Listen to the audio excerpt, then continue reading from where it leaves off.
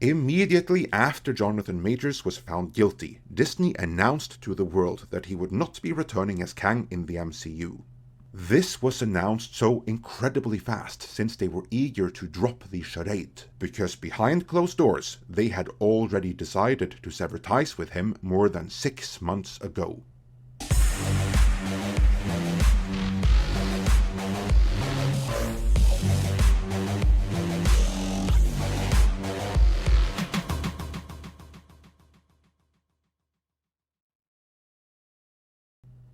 Many a fan believed that Marvel were waiting for the verdict to decide what to do with Jonathan Majors, but in reality they decided to drop him way back in April. They were only waiting for the verdict to drop the charade and make it public.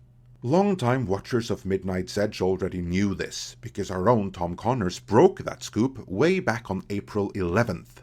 Before I move on to what Marvel and Disney might do next, let's take a moment to revisit our report from back in April about the rise and fall of Jonathan Majors.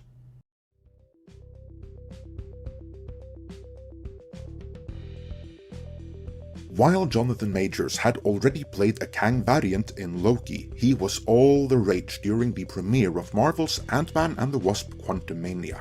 Every single review from the entertainment media complex praised him as the highlight of the movie. Every single red carpet interview treated him as the best thing since sliced bread, and they all did so using the exact same wording and key phrases. They did that because they were following talking points supplied to them, because for the first time in a while, Hollywood, pushed forth by Disney, were trying to manufacture a star. They've done this before. Sam Worthington and Taylor Kitsch are previous examples of actors Hollywood tried to make happen, pushing them into every blockbuster under the sun for a limited time, right up until they knew the audience weren't having it, and then they moved on. In the case of Jonathan Majors, Marvel and Disney needed the audience to buy into Kang as this larger-than-life villain who is greater than Thanos in every way. And to facilitate that, they tried to manufacture a larger-than-life star. They got the full backing of everyone else, of course, because Hollywood does miss the day of the movie star, when the presence of certain talent would guarantee a certain return, and Jonathan Majors won the proverbial lottery by being the one the industry put its weight behind. But it was not to last.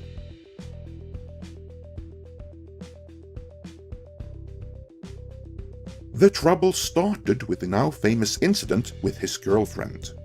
Major's legal team claimed there was nothing to see here, move along, that there was a video exonerating him and everything, so this would all be over in a matter of days, and that might have been the end of it. Where things went off the rails though, is that this is where Jonathan Majors should have gotten a ton of support from the industry, especially from his peers back in the New York theater scene where he started out.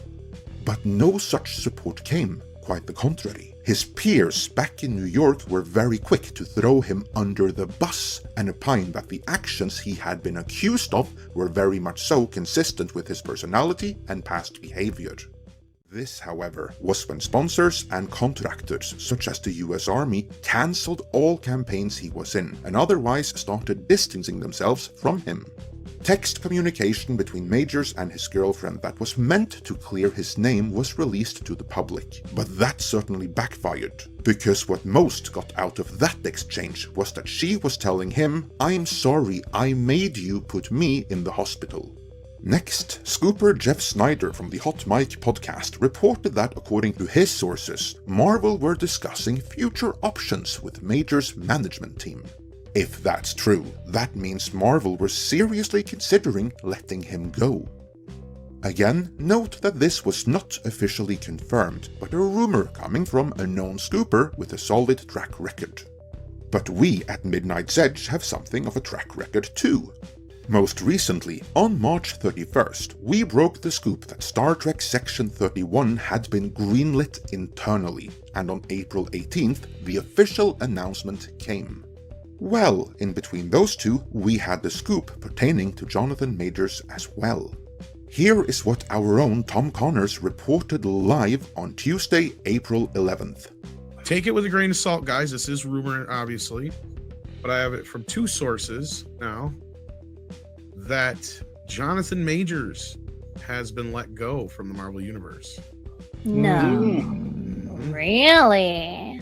Wow. Now, of course, this is not something we're going to be able to really confirm probably for a while, because Lord knows they're not going to make an announcement. But what they probably will do is announce his replacement at some point, and or they will just write him out in some way.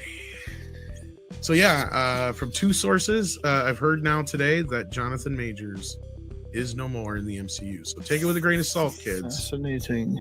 So, on April 11th, we reported the rumor that internally at Marvel, the decision had been made to fire Jonathan Majors, though no one else backed this up at the time, at least not directly.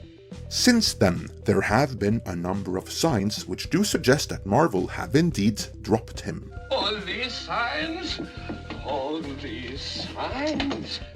4 days after our scoop, on April 15th, scooper Jeff Snyder from the Hot Mic podcast, again, reported that Marvel were actively looking for Kang replacements and that they were looking for a Damson Idris type to take over the role. Then, another 2 days after that again, on April 17th, Deadline Hollywood reported that Jonathan Majors' management agency, Entertainment 360, had parted ways with him, and he's lost even more movies since. Now, many are waiting for the official word on whether or not Marvel will let him go as well. But based on the information, scoops, and rumors at hand, we can be fairly certain that they already have. All of that was from a video published in April, so clearly Marvel were just waiting for the guilty verdict to come in before letting the world know that they were moving on without him. Of course, this begs the question, what if he hadn't been found guilty? What if he had been cleared of all charges? What then?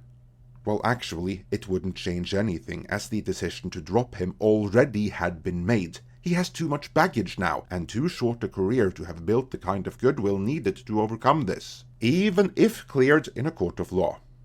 So, if he had not been found guilty, the only thing that would have changed would be that Marvel and Disney wouldn't have made any kind of official announcement of his removal. If he had been cleared of all charges, they would simply keep up the charade until such time that they could announce his replacement, whether that be Doctor Doom, a recast Kang, or something else entirely. Marvel, of course, already know what they're doing, or at least they should know, seeing as they've had more than 6 months since they decided to drop Majors to figure it out. But at the time of making this, their plan B has neither leaked nor been released to the public. Most rumors suggest they might be looking to recast, but I think doing so would be stupid. Let's be honest here, Kang didn't work. That's not on Majors, though him chewing the scenery and acting like a clown didn't help. But in reality, it's on Kevin Feige. You see, Kevin Feige is not the architect or the mastermind behind the MCU.